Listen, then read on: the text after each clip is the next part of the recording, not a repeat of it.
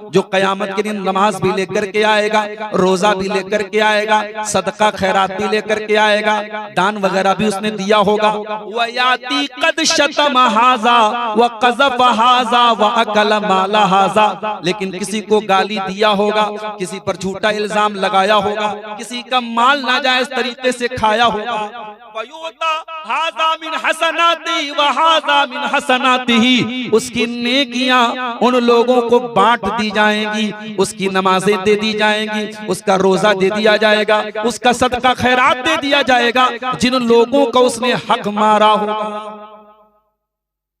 इन फनियत हसनातुहु, और जब उसकी नेकियां खत्म हो जाएंगी और अभी भी कुछ लोग लाइन में खड़े हैं, ऐ अल्लाह इसने मेरा भी हक मारा था, ऐ अल्लाह इसने मेरे हुकूकुल इबाद पर हमला किया था, ऐ अल्लाह इसने मुझे भी ज़बान से तकलीफ पहुंचाई थी। अल्लाह के रसूल फरमाते हैं फिर उन लोगों के गुनाह इसके ऊपर ला दे जाएं, जिसको इसने जिसका हक मारा होगा उन तमाम लोगों के गुनाह इसके ऊपर लादे जाएंगे। और वो इंसान जो दुनिया से नेकियां लेकर के चला था, रोजे लेकर के चला था, नमाज लेकर के चला था, सदका और खैरात लेके चला था, अब उसका हाल क्या हो जाएगा? वो गुनाहों से लथपथ हो जाएगा, वो गुनाहों से भर जाएगा। सुम्मा युतरहु फिन्नार, और फिर उसको जहन्नम में फेंक दिया जाएगा। अल्लाह, ये है हुकूकुल इबाद में कोताही का अंजाम मेरे प्यारे से। आप जानते हैं इस्लाम में शहीद का कितना बड़ा मकाम है। जो अल्लाह की राह में शहीद हो जाए, कुरान कहता है वला तक़ूलू लिमन युक़तलु फी सबीलिल्लाहि अमवात, जो अल्लाह की राह में शहीद हो जाए उनको मुर्दा न कहो, बल अहयाउन इंदा रब्बिहिम युरज़क़ून, वो अपने रब के पास जिंदा हैं, वो अपने रब के पास बड़ी बेहतरीन जिंदगी गुजार रहे हैं, अपने रब के पास वो रोजी पा रहे हैं। वो अल्लाह के नबी हदीस में फरमाते हैं जो अल्लाह की राह में शहीद हो जाता है उन शुहदा की रूहों को अल्लाह ताला परिंदों के अंदर डाल देता है, और वो परिंदे जन्नत की सैर करते हैं, जन्नत के बागात की सैर करते हैं। इतना बड़ा मकाम है शहीद। लेकिन अगर शहीद भी हुकूकुल इबाद में कोताही करेगा, अल्लाह के प्यारे नबी फरमाते हैं युग़फ़रु लिश्शहीद कुल्लु ज़ंबिन इल्ला दईन, जो अल्लाह की राह में शहीद हो जाता है उसके सारे के सारे गुनाह माफ हो जाते हैं, मगर कर्जा माफ नहीं होता।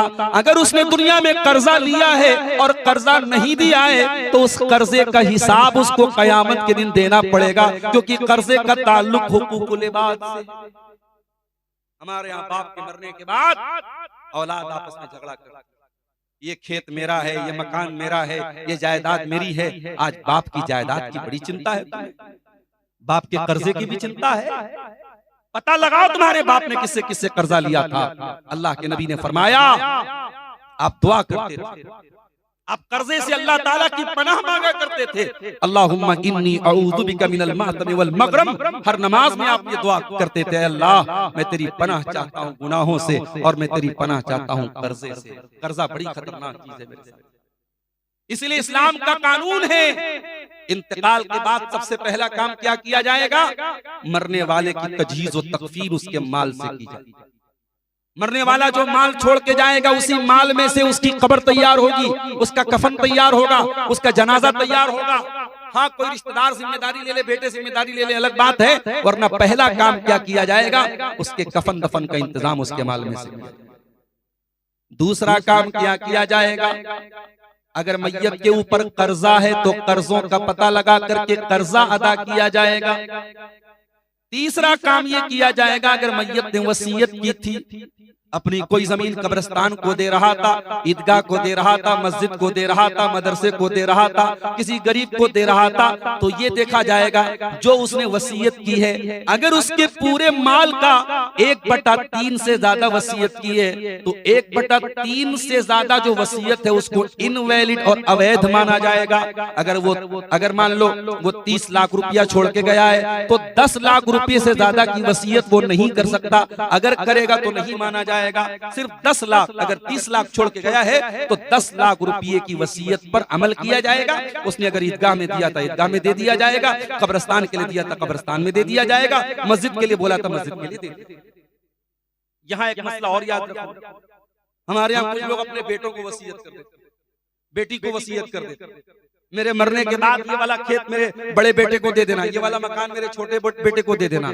ला वसीयत ले वारिसिन, अल्लाह के रसूल की हदीस है। जो वारिस है, बेटा वारिस है, बेटी वारिस है, आप बेटा और बेटी को वसीयत नहीं कर सकते। बेटा बेटी तो ऑटोमेटिक आपकी वरासत में हिस्सा पाएंगे।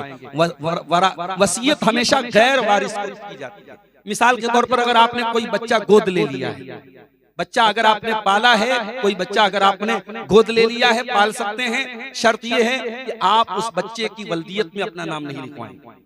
बच्चे का बाप जो है वो ओरिजिनल बाप, उसका नाम वही चलेगा, आप अपना नाम नहीं चला सकते। अब ये अलग बात है, हमारे देश में चूंकि कानूनी पेचीदगी बहुत सारी आती है, आधार कार्ड पे, पैन कार्ड पे, राशन कार्ड पे आपने अपना नाम चढ़ा लिया हो तो वो एक मजबूरी की सूरत में तो जायज हो सकता है। लेकिन जहां इस्लामी तौर तरीके पर वल्दियत, जैसे निकाह के टाइम आपको अगर वल्दियत जाहिर करना है तो वहां पे आप ओरिजिनल जो बाप है उसी का नाम आप लेंगे, आप असल बाप का नाम बच्चे के साथ डालेंगे। आपके पाल लेने से वो आपका बच्चा नहीं होगा और ना आपका वो वारिस बनेगा। आप अगर बे औलाद भी हैं और आपने कोई बेटा पाल लिया है तो वो आपका वारिस नहीं होगा। आप अपने माल की वसीयत अगर करना चाहें तो उस बच्चे को जिसको आपने पाला है उसको 1/3 यानी 30 लाख अगर आपने छोड़ा है तो 10 लाख तक आप वसीयत कर सकते हैं, उससे ज्यादा आप वसीयत नहीं कर सकते। वो बाकी सारा माल वारिस। तो ये तीसरा काम करना। चौथा काम क्या करना है?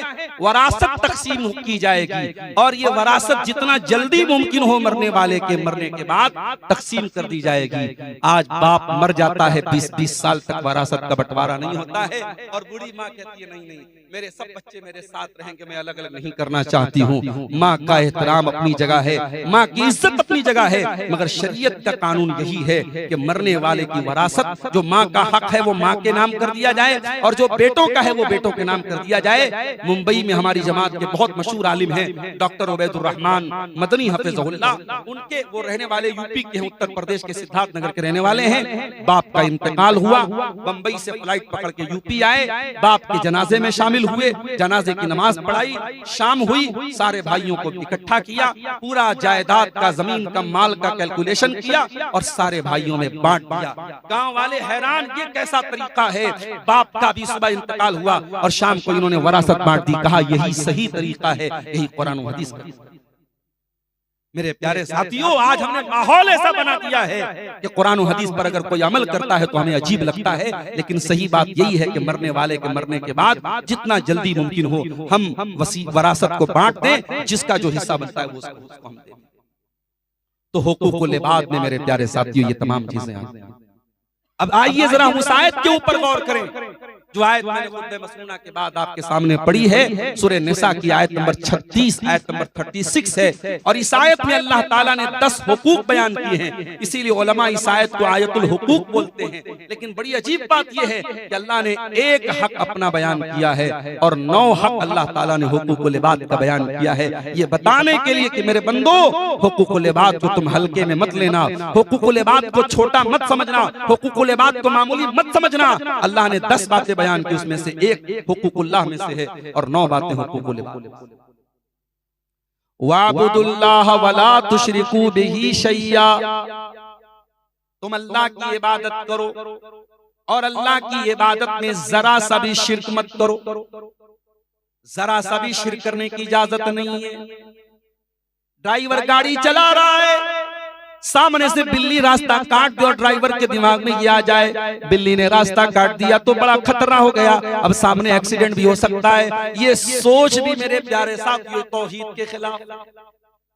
माँ बच्चे को मालिश कर रही है और मालिश करने के बाद माँ अपने बच्चे की पेशानी पर काजल का टीका लगाती है। पूछो क्यों लगाती हो? कहती काजल का टीका लगाने से नजर नहीं लगती है। पूछो तुमको किसने बताया? क्या कुरान ने बताया? क्या नबी ने बताया? क्या सहाबा ने बताया कि बच्चे को काजल का टीका लगाने से तुमको नजर नहीं लगेगी?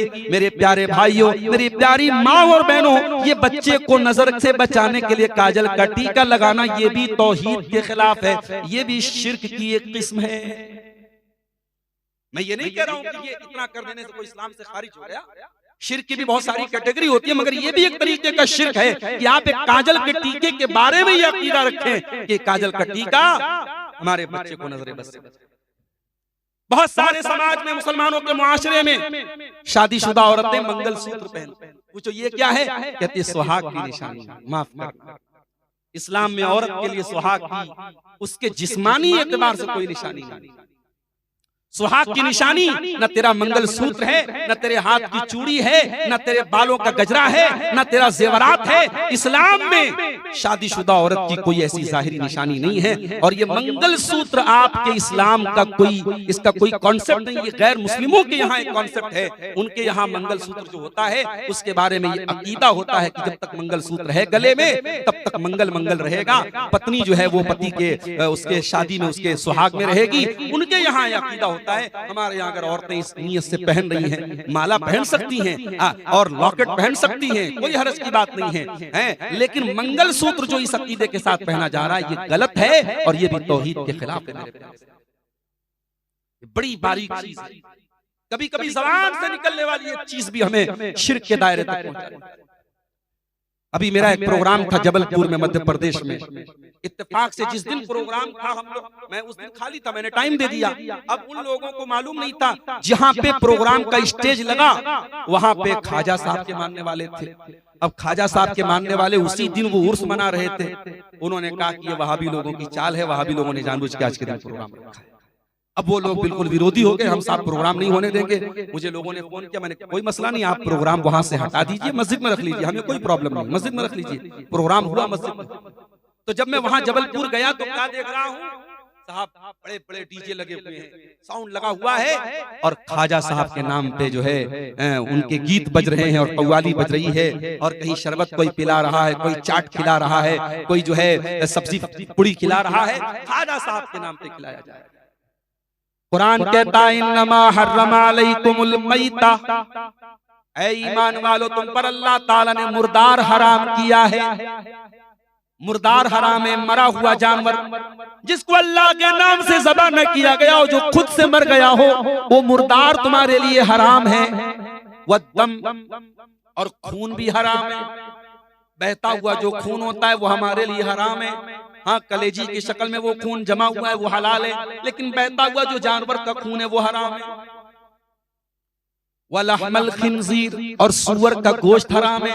वमा उहिल्ल बिही लिगैरिल्लाह, और जिस चीज पर अल्लाह के सिवा किसी और का नाम लिया जाए, ख्वाजा साहब का नाम लिया जाए, बड़े पीर साहब का नाम लिया जाए, किसी नबी का नाम लिया जाए, किसी वली का नाम लिया जाए, किसी देवी का नाम लिया जाए, किसी देवता का नाम लिया जाए, ईसा मसीह का नाम लिया जाए, किसी का भी नाम लिया जाए, वमा उहिल्ल बिही लिगैरिल्लाह, जिस तरीके से मुर्दार हराम है, जिस तरीके से खून हराम है, जिस तरीके से सूअर का गोश्त हराम है, उसी तरीके से जिस चीज पर गैरुल्लाह का नाम लिया जाए वो चीज।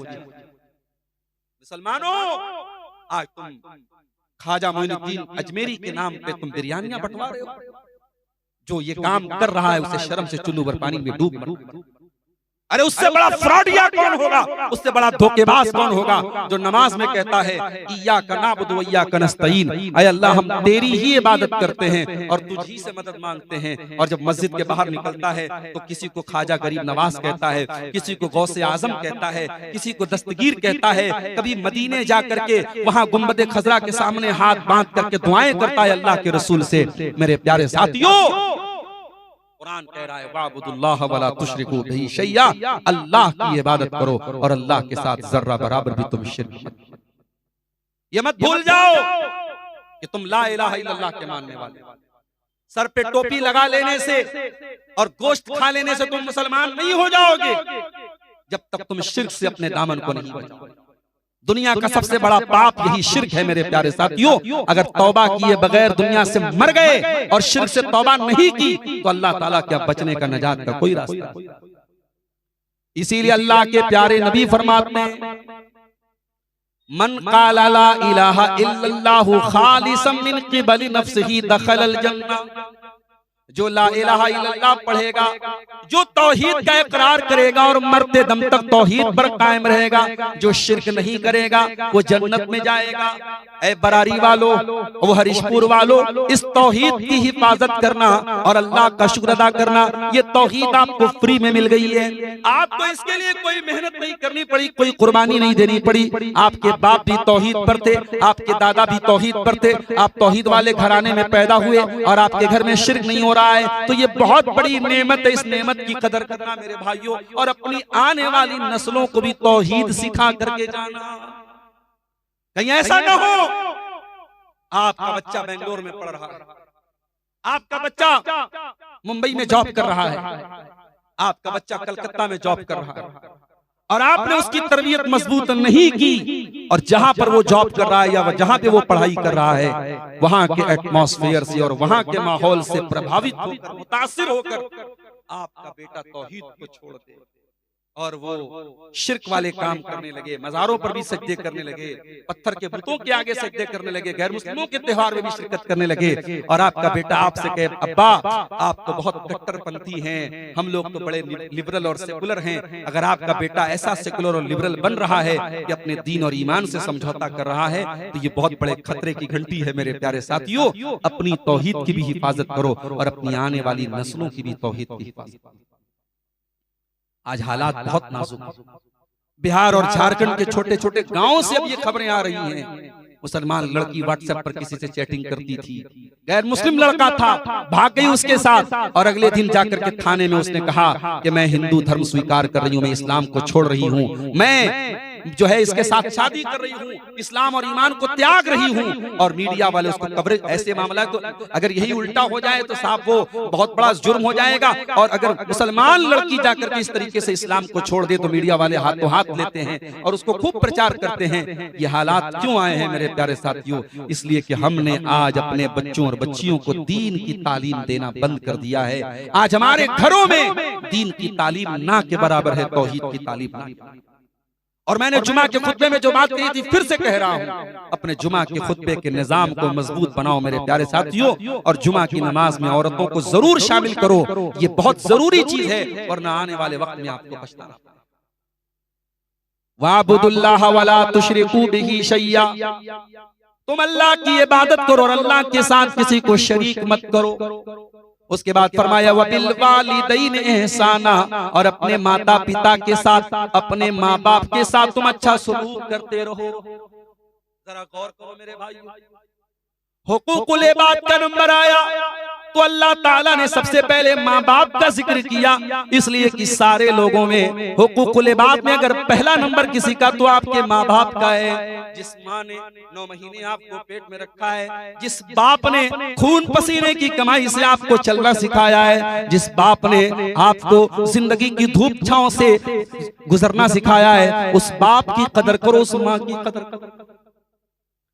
मैं ये नहीं कहता कि आज नौजवान नस्ल अपने माँ बाप से मोहब्बत नहीं करती है, बहुत सारे अच्छे बच्चे भी हैं, माँ बाप से बहुत प्यार करते हैं, मगर एक बात बोलता हूँ, जो मोहब्बत माँ बाप अपनी औलाद से करते हैं, औलाद वो मोहब्बत चाह करके भी अपने माँ बाप से नहीं कर सकते।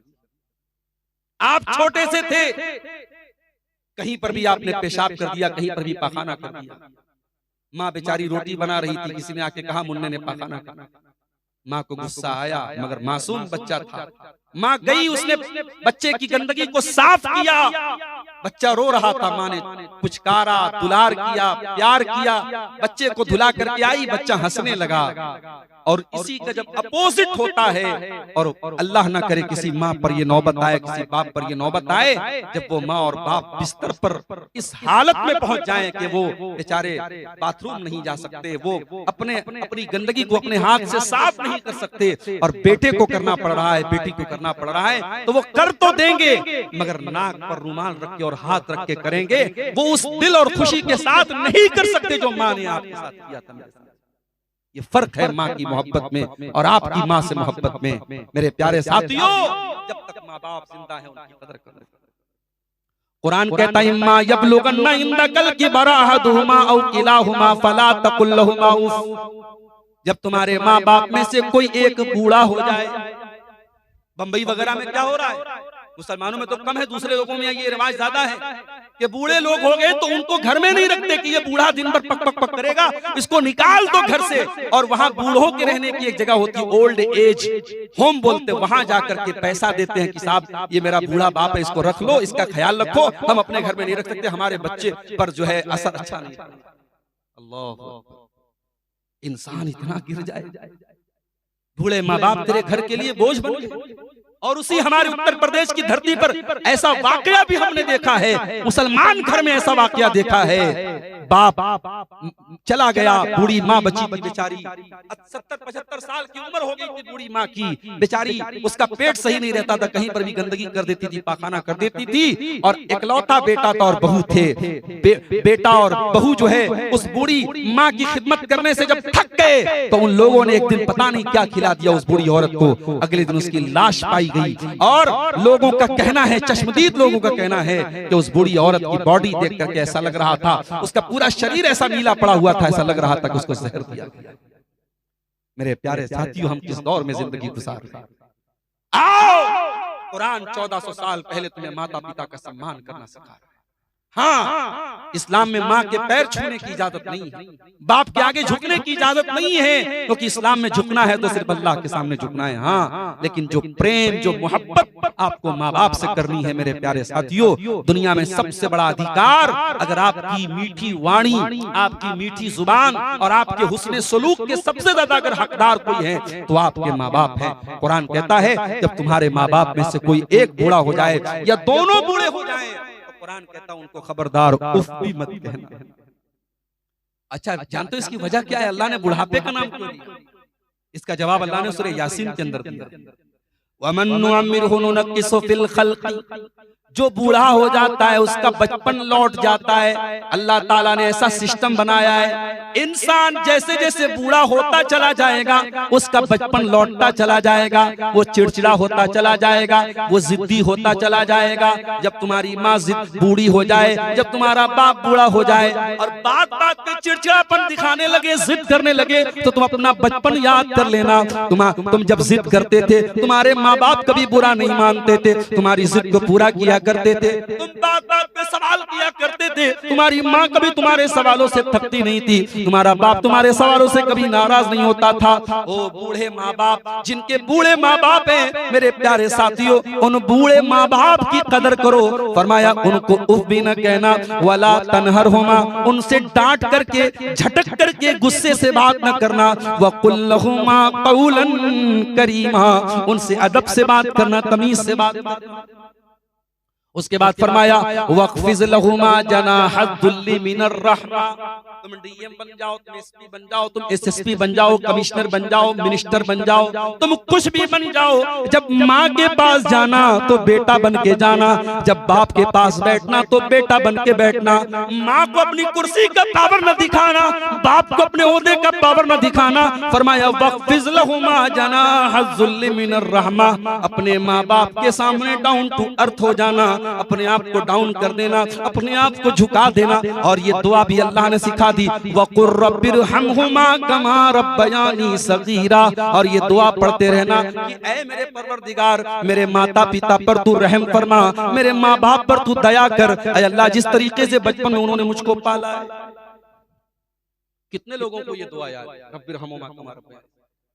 आज ये दुआ भी बहुत सारे लोगों को याद नहीं है। आज बाप का इंतकाल हो जाए, माँ का इंतकाल हो जाए तो बेटा इस काबिल भी नहीं है कि अपने बाप और माँ के जनाजे की नमाज पढ़ सके ढंग से, उसकी दुआएं तक उसको याद नहीं है। और आप इन मदरसों को हकीर समझते हैं, इन मौलवियों को हकीर समझते हैं। मेरे प्यारे साथियों, कम से कम एक बेटे को तो ऐसा बनाओ, एक बच्चे को तो ऐसा बनाओ, एक बच्ची को तो ऐसा बनाओ कि जब आपका इंतकाल हो जाए तो वो बच्चा और बच्ची अल्लाह के सामने दुआ कर सके, रब्बिरहम हुमा कमा रब्बयानी सगीरा, ऐ अल्लाह मेरे माँ बाप पर रहम फरमा, इस तरीके से उन्होंने बचपन में मुझको पाला। तो हुकूकुल इबाद में पहला नंबर मेरे प्यारे साथियों माँ बाप। उसके बाद फरमाया वबिज़िल कुर्बा, और अपने रिश्तेदारों के साथ तुम अच्छा सलूक करो।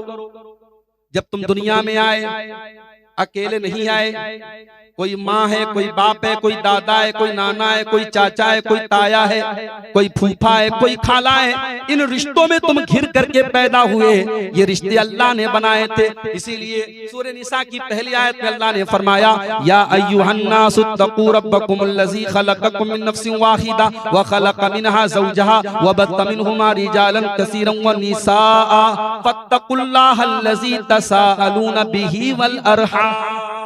अल्लाह ने फरमाया मेरे बंदो तुम अल्लाह से डरो और रिश्तों को तोड़ने से डरो, रिश्तों को काटने से डरो। अपने चाचा से रिश्ता खत्म न करना, भाई से रिश्ता खत्म न करना, दादा से रिश्ता खत्म न करना, मामू से रिश्ता खत्म न करना। कभी ऊंच नीच हो जाए, कभी किसी बात पे झगड़ा भी हो जाए, फरमाया ला यहिल्लु लिमुस्लिमिन अन यहजुरा अखाहु फौका सलास। 3 दिन से ज्यादा किसी से ताल्लुक तोड़ के मत बैठ जाना, किसी से 3 दिन से ज्यादा रिश्ता मत तोड़ लेना। आज हमारे यहाँ थोड़ा गौर कीजिए, गांव घर की आम कहानी, भाई भाई में बातचीत बंद है, चाचा भतीजे में बातचीत बंद है, कहीं के को बेटा बाप से बात नहीं करता है, बेटा माँ से बात नहीं करता। और यही नहीं, रिश्ते तो रिश्ते होते हैं मेरे भाइयों। इंसान जब कभी किसी से रिश्ता तोड़ लेता है तो मरने के टाइम बच्चों से कह के जाता है खबरदार मैं दुनिया से जा रहा हूँ, चाचा से रिश्ता मत रखना, ताया से रिश्ता मत रखना। अपने बच्चों को भी गलत बात की वसीयत करते। अगर बाप ऐसी कोई वसीयत करके भी जाता है तो कुरान और हदीस का हुक्म यही है, ला ताअता लि मखलूकिन फी मासियतिल खालिक। अल्लाह को नाराज करके माँ बाप की बात भी नहीं मानना है। रिश्तों को जोड़ने की कोशिश करो मेरे भाइयों, रिश्तों को तोड़ने की कोशिश मत करो। जानते हो जब अल्लाह ने इस दुनिया को बनाया तो रिश्ता, जिसको अरबी में रहम बोलते हैं, ये रिश्ता जाकर के अल्लाह के दामन में जाकर के पनाह ले लेता है। और रिश्ता अल्लाह ताला से कहता है कि ऐ अल्लाह, कल दुनिया में लोग रिश्ते को तोड़ेंगे तो कहां लोग पनाह लेंगे, किसकी पनाह लेंगे? अल्लाह तेरी पनाह लेंगे। अल्लाह ने रिश्ते से फरमाया अला अमा तरज़ीना अन असिल मन वसल की वाक़तामन क़ता। ऐ रिश्ता, क्या तू ये नहीं चाहता कि जो तुझको जोड़े मैं उसको जोड़ूं, जो तुझको तोड़े मैं उसको तोड़। जो रिश्ते को जोड़ेगा अल्लाह उसको जोड़ेगा, जो रिश्ते को तोड़ेगा अल्लाह उसको। इसलिए मेरे भाइयों, अगर 4 पैसे अल्लाह ने दिए हैं, मस्जिदों में देते हो बहुत अच्छी बात है, मदरसे में देते हो बहुत अच्छी बात है, कब्रिस्तान में देते हो बहुत अच्छी बात है, लेकिन अगर तुम्हारे रिश्तेदारों में, तुम्हारे भाई बंधुओं में, तुम्हारे खानदान में, तुम्हारे रिश्तेदारों में अगर कोई गरीब है, जरूरतमंद है, पहले उसकी मदद करो मेरे प्यारे से। अल्लाह के नबी फरमाते हैं अस्सदक़तु अला ज़िर्रहिम सिंतान। अपने रिश्तेदार को जब आप दान देते हैं, जब सदका देते हैं, जब ज़कात देते हैं तो आप डबल सवाब पाएंगे। एक रिश्तेदारी का सवाब पाएंगे और दूसरे ज़कात का और सदका खैरात का सवाब पाएंगे। लेकिन हाँ, हर रिश्तेदार को ज़कात नहीं दे सकता। बाप अपने बेटे को ज़कात नहीं दे सकता, बेटा अपने बाप को ज़कात नहीं दे सकता, बीवी अपने शौहर को ज़कात नहीं दे सकती। जिन रिश्तेदारों की कफालत हमारे जिम्मे, उनको हम ज़कात नहीं, हाँ उनकी मदद कर सकते, पैसा दे सकते, लेकिन हम ज़कात की कोई रकम उनको नहीं दे सकते। तो अपने रिश्तेदारों की मदद किया करो मेरे साथ, और ऐसी मदद करो कि रात के सन्नाटे में जाकर के कुछ दे दो। तुम्हारे रिश्तेदारों में किसी गरीब की लड़की की शादी है, जाओ, ऐलान करके मत जाओ, प्रचार मत करो, फोटो लेके मत मदद करो, अकेले में जाओ, 10,000 50,000 लाख जो भी तुम दे सकते हो दे दो। आपकी बेटी की शादी है, मेरी बहन है वो, आप इसको खर्च कर देना। इस तरीके से भी आप नेकी कर सकते हो मेरे साथ। जुमा का दिन था, आज आपने फजर की नमाज अगर मस्जिद में पढ़ी होगी और इमाम साहब ने सूरे दहर पढ़ाई होगी दूसरी रकात में, तो ये आयत भी आपने सुनी होगी, वयुतइमून अत्ताआम अला हुब्बिही मिस्कीनन व यतीमन व असीरा। अल्लाह के नेक बंदे गरीबों को खाना खिलाते हैं, यतीमों को खाना खिलाते हैं, कैदियों को खाना खिलाते हैं। और जब खाना खिलाते हैं तो क्या कहते हैं, इन्ना ला नुरीदु मिनकुम जज़ाअन वला शुकुरा इन्ना नखाफु मिन रब्बिना यौमन अबूसन कमतरीरा। हमें तुमसे कोई थैंक यू, कोई शुक्रिया, कोई बदला नहीं चाहिए, हम तो अल्लाह से अपना बदला चाहते हैं। मेरे प्यारे साथियों, अपने रिश्तेदारों के काम। और अगर किसी रिश्तेदार से आपकी अनबन हो गई है तो जा करके बात खत्म कर दो। अगर आपको अपनी नाक कटवानी पड़ जाए, अगर आपको ऐसा लगता है कि मैं गया तो दुनिया यही कहेगी मैं झुक गया, मेरी नाक कट गई, तो मेरे प्यारे साथियों, अगर झगड़ा खत्म करने के लिए नाक कट जाए तो ऐसी नाक को कटवा लेना। अगर दुनिया की नजर में तुम झुक गए तो झुक जाना, मगर बात को खत्म कर देना, इसके बदले में तुमको जन्नत में महल मिलेगा। अल्लाह के नबी फरमाते हैं अना ज़ईमुन बिबैतिन फी रबदिल जन्ना, मैं जन्नत के किनारे उस एक मकान की गारंटी देता हूँ उस इंसान को लिमन तरकल मिरा व इन कान मुहिqqन, जो हक पर होने के बावजूद झगड़ा छोड़ दे। आप हक पर है, आप सही हैं, सामने वाला गलत है, लेकिन अगर आप झगड़ा खत्म कर दें जाकर के, भाई चलो जो हुआ सो हुआ, बात खत्म करो, अगर आपने झगड़ा खत्म कर दिया, मेरे प्यारे साथियों, दुनिया की बड़ी से बड़ी दौलत इसके सामने क्या हैसियत रखती है। नबी ने फरमाया जन्नत में आपको महल मिलेगा। आज कलकत्ता जैसे शहर में बॉलीवुड का एक्टर शाहरुख खान जब अपना होटल लेता है, तो कलकत्ता में गया तो लोगों ने मुझको दिखाया कि कई करोड़ का ये होटल जो है शाहरुख खान ने लिया है। आज कलकत्ता जैसे शहर में करोड़ों का कोई होटल अगर कोई ले रहा है तो बॉलीवुड का एक एक्टर ले रहा है जिसके पास करोड़ों की दौलत है। मेरे प्यारे साथियों, मैं कहता हूँ ये करोड़ों के होटल और ये अरबों की दौलत जन्नत के 1 स्क्वायर फीट एरिया के मुकाबले भी कुछ नहीं है। अल्लाह के नबी ने फरमाया लमौज़उ सौतिन फिल जन्ना, जन्नत में एक कोड़ा रखने की जगह, जन्नत में 1 स्क्वायर फीट का एरिया दुनिया की तमाम नेमतों से बेहतर है। मेरे प्यारे साथियों, अगर अपने रिश्तेदार से झगड़ा खत्म करने पर आपको जन्नत में एक मकान मिल रहा है तो ये घाटे का सौदा नहीं है। जाओ और बात खत्म कर दो। चाचा से अगर बिगाड़ है तो बिगाड़ खत्म करके दोस्ती कर लो। भाई से अगर बातचीत बंद है जाके बात खत्म कर लो। मेरे भाइयों, यकीन करो आपके कारोबार में भी बरकत होगी, आपकी रोजी रोटी में भी बरकत होगी। जब खानदान में मेल और मोहब्बत होगा, आपकी उम्र में भी अल्लाह ताला बरकत देगा, आपकी रोजी रोटी में भी बरकत देगा। एक मिसाल याद आई, हजरत आयशा रज़ी अल्लाह ताला अन्हा, उनका एक मर्तबा कुछ इख्तिलाफ हो गया उनके भांजे के साथ, हजरत अब्दुल्ला बिन जुबैर। हम सब जानते हैं कि खाला का दर्जा इस्लाम में माँ के बराबर, खाला जो होती है माँ की बहन, उसका दर्जा माँ के बराबर है। हजरत आयशा खाला थी, उनकी बहन हजरत अस्मा के बेटे अब्दुल्ला बिन जुबैर थे, और अब्दुल्ला बिन जुबैर रज़ी अल्लाह ताला अन्हु बड़े पाए के सहाबी हैं। उन्होंने हजरत आयशा की किसी बात पर एतराज कर दिया और बड़े सख्त अल्फाज में कह दिया कि मैं आयशा को रोकूंगा, मैं अपनी खाला को रोकूंगा और ये काम नहीं करने दूंगा। हजरत आयशा को ये बात पता लगी, हजरत आयशा को बहुत बुरा लगा और उन्होंने बड़े गुस्से में कसम खा के कहा कि आज के बाद मैं अब्दुल्ला बिन जुबैर से बात नहीं करूं। सहाबा थे तो इंसान, सहाबा कोई फरिश्ते नहीं थे, हमारी और आपकी तरह वो भी इंसान थे। उनके बीच में भी नाराजगी होती थी, झगड़ा होता था। हजरत आयशा अपने भांजे से नाराज हो गई। हम और आप होते तो सोचते क्या फर्क पड़ता है, खाला अगर नाराज हो जाए तो हो जाए।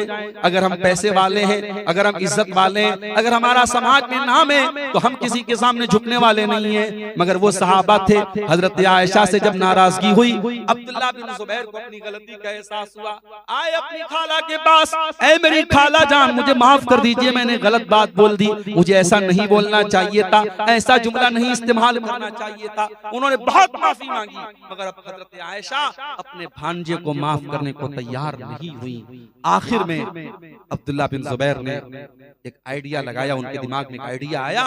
उन्होंने 2 सहाबा से बातचीत किया। ये कौन 2 सहाबा थे? एक का नाम मोहम्मद इब्ने मसलमा था, दूसरे का नाम मुझे याद नहीं आ रहा है। 2 लोग थे। ये दोनों सहाबी जो थे ये अल्लाह के रसूल के नानिहाल से इनका ताल्लुक। नानिहाल समझते हैं आप? यानी माँ का जो मायका होता है, पता नहीं आपके यहाँ शेरशाबादी में क्या बोलते हैं उसको, तो उर्दू में नानिहाल बोलते हैं। तो जो नानिहाल का जो रिश्ता था, अल्लाह के नबी बहुत मोहब्बत करते थे अपने नानिहाल के रिश्तेदारों से, तो हजरत आयशा भी नबी के रिश्तेदारों से बहुत मोहब्बत करती थी। अब्दुल्ला बिन जुबैर ने आइडिया लगाया और नबी के नानिहाल के 2 सहाबा से कहा कि आप लोगों को मेरा मसला हल करना है और चल करके मेरी खाला को मना लेना है। ये तीनों लोग जब पहुंचे हजरत आयशा के घर में, बुखारी के अल्फाज हैं, इन्होंने दरवाजे पर जाके सलाम किया, अस्सलामु अलैकुम व रहमतुल्लाहि या उम्मुल मोमिनीन, ऐ उम्मुल मोमिनीन आपके ऊपर सलाम हो। हजरत आयशा ने सलाम का जवाब दिया। इन्होंने कहा अनदखुल, क्या हम अंदर आ जाएं? हजरत आयशा तो अंदर थी, उनको पता नहीं था कि इब्ने जुबैर भी आए हैं, मेरे भांजे भी आए हैं। उन्होंने कहा ठीक है अंदर आ जाओ। जब ये तीनों लोग अंदर गए, अंदर पर्दा लगा हुआ था, पर्दे के उस पार हजरत आयशा थी, इस पार तीनों लोग। जरा गौर करो, नबी की बीवी है, सबकी माँ है, पूरी उम्मत की माँ है, और जाहिर है कि हजरत अब्दुल्ला बिन जुबैर के सामने हजरत आयशा उम्रदराज भी है। लेकिन इन तीनों लोगों के आने के बाद जब ये तीनों अंदर गए तो हजरत आयशा सामने नहीं आई, पर्दे में थी। पता ये चला कि मुसलमान औरत हर हाल में पर्दा करती है अपने गैर महरम के लिए, चाहे वो उम्रदराज भी हो जाए, लेकिन वो पर्दे का एहतमाम करती है। आज जवान जवान लड़कियां बगैर पर्दे की घूमती रहती हैं और ये कहा जाता है कि पर्दा तो दिल का होता है, दिल का पर्दा होता है, आंखों का क्या भरोसा है। मेरे प्यारे साथियों, क्या नबी के सहाबा से ज्यादा साफ सुथरा किसी का दिल हो सकता है? क्या नबी की बीवियों से साफ सुथरा किसी का दिल हो सकता है? ये तीनों लोग अंदर गए, अंदर पर्दा लगा था, पर्दे के उस पार हजरत आयशा थी। जैसे ही तीनों लोग अंदर गए, अब्दुल्ला बिन जुबैर चूंकि खाला थी उनकी, खाला तो माँ के बराबर होती है, खाला महरम होती है, गैर महरम नहीं होती है। हजरत अब्दुल्ला बिन जुबैर अंदर गए और खाला के गले लग करके फूट फूट के रोने लगे और माफी मांगने लगे कि खाला जान, आपके भांजे ने गलती कर दी, मुझे नहीं ऐसा जुमला बोलना चाहिए था, हूँ तो आपकी बहन का बेटा, हूँ तो आपके बच्चे के बराबर, माफ कर दीजिए। हजरत आयशा भी रोने लगी, कहने लगी नहीं नहीं ऐ इब्न जुबैर, मैंने कसम खाई है मैं तुझसे बात नहीं करूंगी, मैं तुझसे रिश्ता नहीं रखूंगी। हजरत आयशा भी रोती चली जा रही है, इब्न जुबैर भी रोते चले जा रहे हैं और इधर ये दोनों सहाबी भी रो रहे हैं और रोते हुए कह रहे हैं कि ऐ हजरत आयशा, ऐ उम्मुल मोमिनीन, ऐ नबी की ज़ौजे मोहतरमा, आपने तो अल्लाह के रसूल की वो हदीस सुनी होगी, आपने फरमाया कि किसी मुसलमान के लिए जायज नहीं है कि अपने मुसलमान भाई से 3 दिन से ज्यादा ताल्लुक तोड़ के रखे। ऐ अम्मा आयशा, माफ कर दीजिए अपने भांजे को, खत्म कर दीजिए बात को, 3 दिन से ज्यादा टाइम गुजर चुका है, मुनासिब नहीं है आपके लिए। जब इन लोगों ने बहुत ज्यादा प्रेशर डाला, आखिर हजरत आयशा ने माफ किया अपने भांजे को।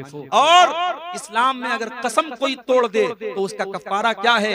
एक गुलाम आजाद करना है, या 3 दिन रोजा रखना है, या 10 मिस्किन को खाना खिलाना है। मगर हजरत आयशा रजी अल्लाह तआला अन्हा ने इस कसम के कफारे के तौर पे 40 गुलाम आजाद किए। और जब इस वाक्य को हजरत आयशा याद करती थी, ज़ारो कतारो रोने लगती थी। मेरे प्यारे साथियों, रिश्तेदारों का बहुत बड़ा हक होता है।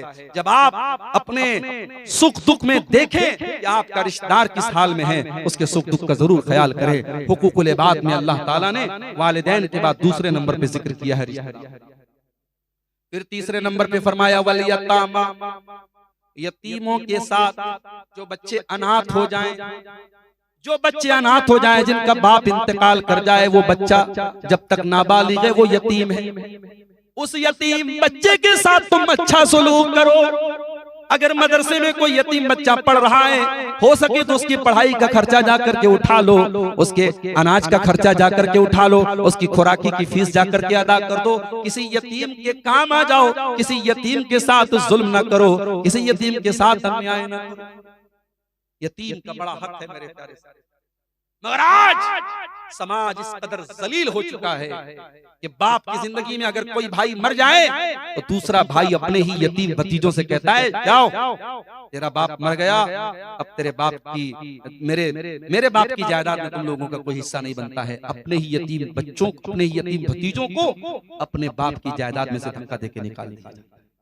और वहां पे लोगों को शरीयत याद आती है कि शरीयत का कानून यही है कि बाप की जिंदगी में बेटा मर जाए तो फिर दादा की वरासत में पोतों का हक नहीं। मेरे प्यारे साथियों, इस्लाम के कुछ कानून ऐसे भी हैं जो आपके ईमान की और आपकी इंसानियत की परीक्षा लेने।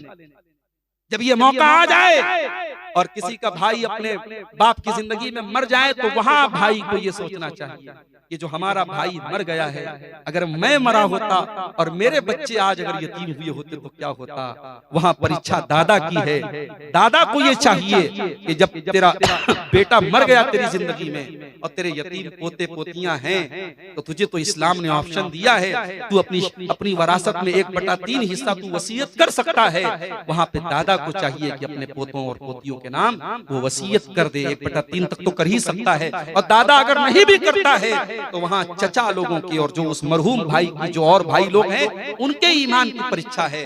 मेरे प्यारे साथियों, मगर हम इसका समाज में उल्टा देखते हैं। हम ये देखते हैं अपने ही यतीम भतीजों को लोग निकाल देते हैं, उनको बाप की जायदाद में हिस्सा। और वहां कहते हैं साहब शरीयत का यही कानून है। जिंदगी में शरीयत का कोई कानून याद हो चाहे ना याद हो, यहाँ पे जरूर उनको कानून याद आ जाता है और कहते हैं नहीं साहब आपका हिस्सा नहीं बनता है। मेरे प्यारे साथियों, वो यतीम है और यतीम का बड़ा हक है। नबी ने कहा यतीम के सर पे मोहब्बत से हाथ फेर दो, अल्लाह तुम्हारे दिल की सख्ती को दूर कर दे। उसके बाद फरमाया वल मसाकीन, और मिस्कीनों और गरीबों के साथ भी तुम अच्छा सलूक करो। तुम अगर पैसे वाले हो तुम्हारा मकान बहुत अच्छा है, तो जो गरीब है, जो कमजोर है, जो बेचारा झोपड़ी में रहता है, उस बेचारे को हकीर न समझो। अपनी दौलत पर तुम अहंकार न करो, गुरूर न करो। उस गरीब की मदद करो, मदद नहीं कर सकते तो कम से कम बेइज्जती मत करो, इंसल्ट मत करो। उसके बाद फरमाया वल जारि जिल कुर्बा, और अपने उन पड़ोसियों के साथ भी अच्छा सलूक करो जो पड़ोसी भी हैं और रिश्तेदार भी हैं। अगर आपके घर के बगल में आपका भाई रहता है तो पड़ोसी भी है, रिश्तेदार भी है, उसके साथ तुम्हें ज्यादा अच्छा सलूक करना है। वल जारिल जुनुबी, और अगर पड़ोसी है लेकिन रिश्तेदार नहीं है तब भी उसके साथ अच्छा सलूक। पड़ोसी है और रिश्तेदार है तो डबल हक है, और पड़ोसी है और रिश्तेदार नहीं है तब भी हक है। यहाँ तक कि अगर पड़ोसी है और वो गैर मुस्लिम है, हमारी कास्ट का नहीं है, हमारे धर्म का नहीं है, तब भी मेरे प्यारे साथियों हमें उसके साथ अच्छा सलूक करना है। इस्लाम में धर्म और जात के आधार पे पड़ोसी को कोई तकलीफ पहुंचाने की इस्लाम में इजाजत नहीं है। अगर गैर मुस्लिम भी है तो उस पड़ोसी के साथ आपको अच्छा सलूक करना है। ये बात याद रखो। आज भारत में जितना भी नफरत का माहौल पैदा हो चुका है, लेकिन अगर आपके गांव में गैर मुस्लिम आपके साथ रहते हैं तो आपको उनके साथ वही भाईचारा और वही अखलाक अपनाना है जो इस्लाम आपको शिक्षा देता है और तालीम देता है। पड़ोसी का बहुत बड़ा हक है, आप पेट भर के खाएं और आपका पड़ोसी भूखा रहे, ये इस्लाम की तालीम नहीं है मेरे प्यारे साथियों। चाहे वो रिश्तेदार हो, चाहे रिश्तेदार ना हो, मुसलमान हो चाहे ना हो, अगर पड़ोसी है तो उसका बहुत बड़ा हक। अब दो तीन चीजें और बयान करके मैं बात खत्म करूंगा। अल्लाह ने फरमाया वस्साहिब बिल जंबी, जो आपके सफर का साथी है। आप ट्रेन में जा रहे हैं, दिल्ली जा रहे हैं, कलकत्ता जा रहे हैं, ट्रेन में आपके साथ जो आदमी बैठा है उसको तकलीफ मत पहुंचाओ, उसके साथ कोई बुरा सलूक मत करो। अब जब ट्रेन में और बस में सफर करने वाले के साथ आपको अच्छा सलूक करना है तो आपकी जो पत्नी है, जो वाइफ है आपकी, वो तो सारी जिंदगी आपके सफर में आपकी हम सफर हैं। इसीलिए उलमा ने इस आयत की तफसीर में लिखा कि वस्साहिब बिल जम में बीवी भी शामिल है, जो आपकी जिंदगी भर की हम सफर है। बीवी के साथ अच्छा सलूक करो, बीवी को नौकरानी मत समझो, बीवी को गुलाम मत समझो, बीवी को ऐसा मत समझो कि तुम आका हो, वो तुम्हारी नौकरानी है। बीवी से मोहब्बत करो, बीवी को इज्जत दो। अल्लाह ने फरमाया तुम्हारे पहलू के जो साथी हैं उनके साथ भी तुम अच्छा। उसके बाद फरमाया वपनी सबील, और अगर कोई परदेसी है, कोई दूसरे स्टेट से, दूसरे इलाके से आया, मेहमान बन के आया, मेहमान की इज्जत करो, परदेसी के काम आओ। वमा मलकत अयमानुकुम, और जो तुम्हारे गुलाम है, तुम्हारी लौंडियां हैं, जो नौकर चाकर हैं, अपने नौकरों के साथ भी तुम अच्छा सलूक करो। अगर आप कोई कंपनी चलाते हैं, कोई ऑफिस है आपका, कोई कारखाना है आपका, और आपके अंडर में कुछ लोग काम करते हैं, तो अपने नौकरों के साथ भी आप अन्याय मत कीजिए, अत्याचार मत कीजिए। जुमा के खुतबे में आपने वाकया सुना कि गुलाम को सहाबी ने ज्यादा सजा दे दी, तो नबी ने फरमाया कयामत के दिन उसका अंजाम भुगतना पड़ेगा। इसीलिए एक सहाबी ने जब अपने किसी गुलाम को बुरा भला कह दिया और उसकी माँ का नाम लेके ताना मार दिया, तो अल्लाह के नबी बहुत भड़क गए, बहुत नाराज हुए, और अल्लाह के प्यारे नबी सल्लल्लाहु अलैहि वसल्लम फरमाया कि ऐ अबू ज़र, तुमने बहुत गलत काम किया है, ये दौरे जाहिलियत वाला काम है। ऐ अबू ज़र, ये गुलाम, ये नौकर, ये भी तुम्हारे भाई हैं। अल्लाह ताला ने तुमको ऊपर बनाया, उनको नीचे बनाया, उनको तुम्हारे मातहत बनाया है। लिहाजा जो खाओ उनको खिलाओ, जो पहनो उनको पहनाओ, और उनकी ताकत से ज्यादा उनके ऊपर बोझ मत डालो। आज आप देखिए दुनिया में मजदूरों की यूनियन बनी है और यह मजदूर दिवस मनाया जाता है। 1400 साल पहले मोहम्मद अकरम सल्लल्लाहु अलैहि वसल्लम ने फरमाया कि जब मजदूर की मजदूरी दे दो, इसके पहले कि उसका पसीना सूख जाए। मजदूरों का हक भी इस्लाम ने बयान किया, गरीबों का हक भी इस्लाम ने बयान किया, गुलामों का हक भी इस्लाम ने बयान किया। मेरे प्यारे साथियों, ये अल्लाह का दीन है, ये अल्लाह की शरीयत है, और इसमें समाज के हर वर्ग का हमें ख्याल करने का हुक्म दिया गया। और आखिरी बात जो अल्लाह ने सूरह निसा की आयत में कही, फरमाया इन्नल्लाह ला युहिब्बु मन काना मुख्तालन फखूरा। अल्लाह ताला किसी अहंकारी को, किसी घमंड करने वाले को, किसी गुरूर करने वाले को पसंद नहीं करता है। अहंकार करना इब्लीस का तरीका है, अहंकार करना कारून का तरीका है, गुरूर करना फिरौन का तरीका है। जिन्होंने गुरूर किया मिट्टी में मिल गए, कारून अपने खजाने के साथ जमीन में धंसा दिया गया, फिरौन पानी में डूबा करके मार दिया गया, इब्लीस हमेशा के लिए अल्लाह की बारगाह से धुतकार दिया गया।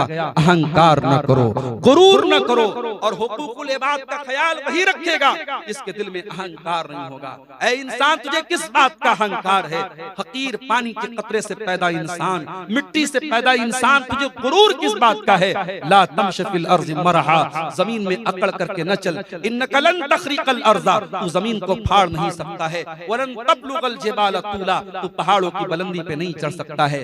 अल्लाह की इस यूनिवर्स में, अल्लाह की इस कायनात में तेरे जमीन के जैसे न जाने कितने सैयारे खला में घूम रहे हैं। इतनी बड़ी कायनात में एक छोटा सा गोला है जिसको हम जमीन कहते हैं। उस जमीन में बहुत सारी कंट्रीज और बहुत सारे मुल्क हैं। उसमें एक छोटा सा मुल्क है भारत, और भारत के छोटे से गांव में रह करके तू अहंकार करता है। अरे उस अल्लाह के, उस क्रिएटर के पावर के सामने तेरी क्या हैसियत है? इसलिए मेरे प्यारे साथियों, अल्लाह अहंकार करने वालों को, गुरूर करने वालों को पसंद नहीं करता है। हुकूकुल इबाद के ताल्लुक से ये चंद बातें आपके सामने रखी गई हैं। हम अल्लाह से दुआ करते हैं रब्बुल आलमीन हम सबको हुकूकुल इबाद के मामले में जो कमियां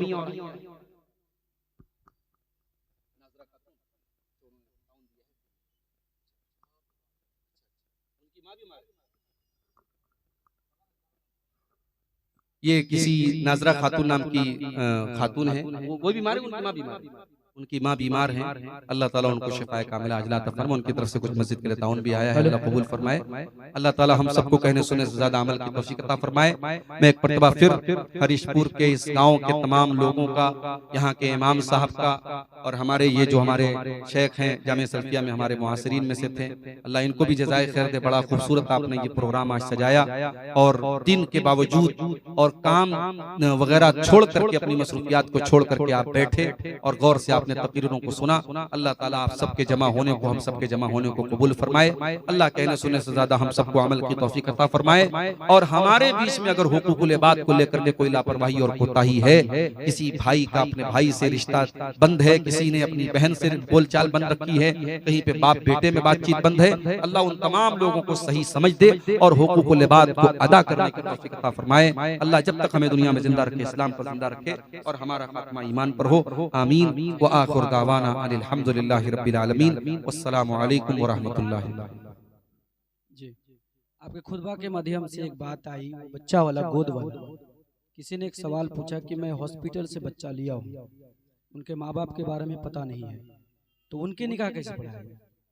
देखिए, ये बहुत पेचीदा सिचुएशन आती है कि अगर आप ऐसा बच्चा लेते हैं जिसकी वल्दियत का अता पता नहीं है, तो कुरान करीम में उसके बारे में ये बताएगा कि तब भी वो आपका बेटा नहीं है, फ़इख्वानुकुम, तब भी दीनी रिश्ते में वो तुम्हारा भाई होगा।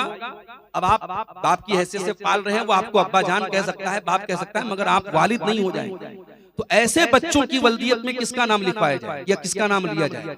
तो ऐसी सूरत हाल में उलमा ने ये लिखा है, फतवा दिया है कि ऐसे ही अब्दुल्ला लिख दिया जाएगा। अब्दुल्ला माने अल्लाह का बंदा, तो वहां पर भी इंसान अपना नाम नहीं लिखेगा, अब्दुल्ला लिख करके वल्दियत में दर्ज करेगा। जी, अगला सवाल है, कैंसर, कोढ़ या सांप के काटने से या आग से जलकर मरने से क्या इनके हिसाब किताब में कुछ कमी आएगी? देखिए, हिसाब किताब में कमी तो नहीं आएगी। हदीस में ये आता है कि जो पेट की बीमारी में इंतकाल कर जाए वो शहीद है, जो जल करके मर जाए वो शहीद है, जो अपनी जान बचाने के लिए कत्ल हो जाए वो शहीद है। तो यहाँ जो अल्लाह के रसूल ने शहीद कहा है, तो कैंसर वगैरह भी अगर पेट में है, तो उस हदीस में जिसमें पेट की बीमारी का जिक्र आया है, तो उलमा ने कहा कि पेट के अंदर कोई भी बीमारी में अगर इंतकाल करता है तो उसमें कैटेगरी में आ जाता है। इसी तरीके से जो औरतें डिलीवरी, बच्चे की डिलीवरी के दौरान इंतकाल होता है, उनके बारे में भी अल्लाह के नबी ने फरमाया कि वो शहीद है। तो शहीद का मतलब क्या है? मतलब ये है कि अगर उस औरत की या उस मर्द की जिंदगी ईमान वाली थी, नेक अमल वाली थी, तो ये इस तरीके की जो मौत है, ये उसके अच्छे अंजाम की तरफ इशारा है कि उसका खात्मा अच्छा हुआ है और अल्लाह ताला के उसके साथ मामला अच्छा होगा। लेकिन इंसान सारी जिंदगी कुछ ना करे, नेकियां ना करे, गुनाह पर गुनाह करता रहे और जल के मर जाए, तो हम ये थोड़ी बोल देंगे कि उसका हिसाब किताब नहीं। ऐसा नहीं है। तो उसकी जो जिंदगी है उसके हिसाब से अल्लाह ताला के यहाँ मामला होगा। और हदीस में जो शहीद कहा गया उसका मतलब यही है कि उसका खात्मा अच्छा हुआ है। लेकिन टर्म एंड कंडीशन लागू है। एक इंसान अगर अपनी जिंदगी में ईमान पर था, नेक अमल करता था, और उसका इंतकाल मान लीजिए अगर जुमा के रात में हुआ है, तो उसको भी अच्छे खात्मे की एक अलामत बताया गया है। अगर उसका इंतकाल कुरान पढ़ते हुए हुआ है, ये अच्छी अलामत है। अगर उसका इंतकाल इन चीजों में से किसी सूरत में हुआ है, तो एक अच्छे खात्मे की अलामत है। जी, अगला सवाल है कि माँ या बाप में से उसके औलाद को उसको देख रेख करता है बुढ़ापे में, तो माँ बाप उनको ज्यादा जमीन अपनी दौलत में कुछ देता है जी क्या? भाई लोग खुशी से देता है या समाज के लोग दिलाता है? ये सही है? नहीं, देखिए सुनिए, अगर माँ बाप के ऐसा होता है समाज में कि एक बच्चा माँ बाप की ज्यादा केयर कर रहा है और दूसरे बच्चे माँ बाप के साथ उतनी केयर नहीं कर रहे हैं या गलत भी कर रहे हैं, तो बाप को क्या ये इजाजत है कि उस बेटे को जो उनकी खिदमत कर रहा है उसको अपनी वरासत में ज्यादा दे दें? देखिए, वरासत तो मरने के बाद तकसीम होती है, जिंदगी में बाप जो देगा वो हिबा होगा, और इस्लाम का कानून यही है कि हिबा बराबर बराबर देना पड़ेगा सारे बच्चों को। अब ये आप कह रहे हैं कि समाज खुश है, बच्चे खुश हैं, तब भी इसकी इजाजत शरई तौर पे नहीं है, और वो क्यों नहीं है वो भी सुनिए। इस्लाम में आपकी खिदमतों के हिसाब से आपको वरासत में हिस्सा नहीं मिलता। वरासत अल्लाह का बनाया हुआ सिस्टम है, उसमें हमें छेड़छाड़ करने की इजाजत नहीं। मान लीजिए एक बेटा बाप का 40 साल का, अब 40 साल तक बेटा बाप के साथ रहा है, बाप की सेवा किया है, सब कुछ उसने किया है, और मान लीजिए कि जब बाप मरा तो उसका कोई बेटा उसकी बीवी के पेट में, उसने तो बिल्कुल खिदमत नहीं की बाप, वो पैदा भी हुआ है बाप के मरने के बाद, लेकिन जब वो पैदा होगा तो जितना 40 साल वाले बेटे को हक मिलेगा उतना ही बाप के मरने के बाद जो बच्चा जन्म लिया है उसको भी उतना ही हक। इसीलिए कुरान में जब अल्लाह ताला ने वरासत का कानून बताया तो अल्लाह ने कहा आबाउकुम व अबनाउकुम ला तदरुन अय्युहुम अक़रबु लकुम नफ़ा, कि तुम्हारे बाप में से और तुम्हारी औलाद में से कौन तुमको ज्यादा नफा के एतबार से तुम्हारे करीब है ये तुम नहीं जानते, ये हमारी बनाई हुई तकसीम है, इस पे तुम छेड़छाड़ मत करो। इसलिए हाँ, बाप ये कह सकता है अपने बच्चों से कि भाई मैं अल्लाह ताला क्या पकड़ मेरी हो इसलिए मैं ऐसा कोई काम नहीं कर सकता।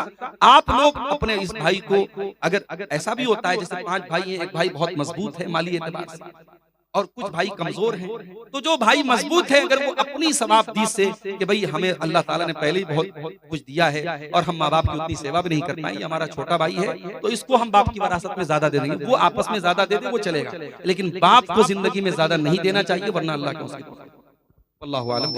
जी अगला सवाल है, कोई दौलत वाला आज अपने बेटी के शादी में दामाद को हद से भी ज्यादा वो दहेज दे रहा है, जी अगला प्रोफेसर है कोई है इस कारण दे रहा है, जी उनके कारण गरीब बिगड़ रहे हैं, तो क्या दहेज लेना सही है और इसकी जिम्मेदारी कौन बनेगा? देखिए, दहेज लेना गलत है और इसके बहुत सारे बुरे इफेक्ट पड़ रहे हैं, और मैं समझता हूं कि समाज में जो अमीर तबका है जब तक वो शुरुआत नहीं करेगा और वो इससे अपने दामन को नहीं बचाएगा, देखिए गरीब और मिडिल क्लास का आदमी तो कभी कभी समाज में जो रस्म बन जाती है बस उसको निभाने में बेचारा वो मर जाता है, जो समाज में चल पड़ा है बस उसको करना है, चाहे खेत बेच के करना है, बैंक से लोन लेके करना है तो करना है। तो जो जिसको अल्लाह ताला ने ताकत दी है और वो फिर भी अवॉइड कर रहा है तो वहां से ये बुराई खत्म होगी, और जो चीज गलत है सो गलत है, गरीब ले दे रहा है तो भी गलत है, अमीर जो ले रहा है दे रहा है वो भी गलत है, और हम ये भी नहीं कह सकते पूरी तरीके से अमीर लोग ही दोषी हैं, पूरे समाज को मिल करके। आपके इसी भारत में आप हरियाणा के गांव की खबर बहुत आई थी, अखबार पे वायरल हुई थी, पूरा अहले हदीसों का गांव है, मेवातियों का गांव है, उस गांव के लोगों ने ये अपने यहाँ कानून पास कर लिया कि हम यहाँ कोई जहेज का लेन देन नहीं करेगा, जो करेगा हम बरादरी से उसको बाहर कर देंगे। वहां इस पर अमल हो रहा है अल्हम्दुलिल्लाह, वहां कोई दिक्कत नहीं है। तो आप भी अपने यहाँ बहुत सारी चीजें आप कानून बना सकते हैं ताकि लोग उसका पालन करें। अभी हमारे बनारस में जैसे आपके यहाँ शेरशाबादी समाज का एक एसोसिएशन है, हमारे यहाँ अंसारी बिरादरी के लोग ज्यादा हैं, उनकी भी अपनी एक एसोसिएशन है, उनके भी सरदार हैं। तो सरदार लोगों ने ये तय किया कि शादी जो होगी तो बारात नहीं जाएगी, या जाएगी तो बस 20 से 25 लोग जाएंगे, और खाने में जो है 10-10 तरीके का आइटम नहीं रहेगा, नॉर्मल जो खाना रहेगा वो खाना रहेगा। लोगों ने कानून बनाया और अल्हम्दुलिल्लाह 100% तो नहीं 80% अमल हो रहा है। तो आप जब कोशिश करेंगे तो इंशाअल्लाह उसका अमल असर भी होगा इंशाअल्लाह। मेरा आखिरी सवाल है, क्या जन्नत किस्मत में लिखी हुई है? जन्नत यकीनन किस्मत में लिखी है, क्योंकि अल्लाह के नबी की हदीस है कि जब बच्चा माँ के पेट में 120 दिन का होता है, जब 4 महीने का होता है तो अल्लाह ताला 4 चीजें लिखता है। उसमें एक चीज ये लिखता है कि बंदा कितना जिएगा, उसकी उम्र क्या होगी, उसकी रोजी रोटी क्या होगी, वो अमल क्या करेगा, और वो बच्चा वो इंसान जन्नती होगा या जहन्नमी होगा, ये भी लिखा है। अब सवाल ये है कि जब लिखा हुआ है तो फिर हम अमल क्यों करें? तो इस सवाल का जवाब ये कि क्या आपको पता है कि आपकी किस्मत में क्या लिखा है? आपकी तकदीर लिखी है मगर ये अल्लाह को पता है, आपको नहीं पता है। आपके हिस्से की रोजी रोटी लिखी है, लेकिन क्या आप घर में बैठे रहेंगे? हम दुकान पर नहीं जाएंगे, हमारे हिस्से की रोजी लिखी है। तो रोजी लिखने का मतलब ये नहीं कि आप घर बैठे रहेंगे तो रोजी मिलेगी। इसी तरीके से जब आप जन्नती हैं, अगर आपकी तकदीर में जन्नत लिखी है तो अल्लाह ताला आपको उसी अमल की तौफीक भी देगा। इसीलिए अगर आप नमाज पढ़ते हैं तो इसमें अपना बहुत कमाल मत समझिए, अल्लाह तौफीक दे रहा है। और बहुत सारे लोग ऐसे सारी जिंदगी वो नेक अमल करते हैं और मरने के पहले शिर्क कर देते हैं, कुफ्र कर देते हैं और जहन्नम में चले जाते हैं। तो वहां तकदीर ही की वजह से ऐसा होता है। इसलिए हमें और आपको यकीनन इस बात पर ईमान है कि हमारी तकदीर लिखी है और तकदीर में यह भी लिखा है कि हम जन्नत में जाएंगे कि जहन्नम में, लेकिन हमें वो तकदीर पता नहीं है। इसलिए हम अल्लाह से जन्नत का सवाल भी करेंगे और जन्नत में ले जाने वाला अमल करेंगे और जहन्नम से बचने वाला अमल करेंगे। अल्लाह के नबी की हदीस है कि तुम तकदीर जानते नहीं हो, लिहाजा तुम अमल करो और जिस चीज की तुम्हारी तकदीर में जो चीज लिखी गई है वो रास्ता तुम्हारे लिए आसान कर दिया जाएगा इंशाअल्लाह। ठीक है, जज़ाकुल्लाह।